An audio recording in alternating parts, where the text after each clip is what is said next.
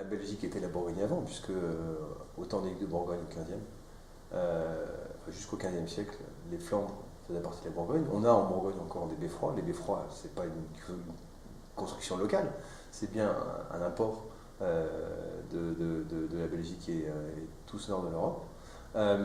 Et puis, deuxième lien, beaucoup de maisons de négoce ont été créées au XVIIe et XVIIIe par des marchands belges ou des marchands qui étaient connectés avec la Belgique. Les Bouchards en font partie, par exemple.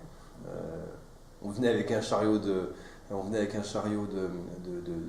d'étoffe de Belgique et pour repartir avec le chariot vide, on repartait avec des tonneaux de vin et on rapportait le vin en Flandre ou dans le nord de l'Europe, ce qui crée encore en plus un lien avec la Bourgogne.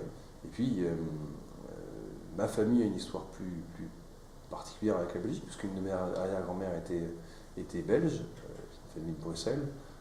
Mon arrière-grand-père est né à Ixelles, donc c'est vraiment des terrains que vous connaissez bien.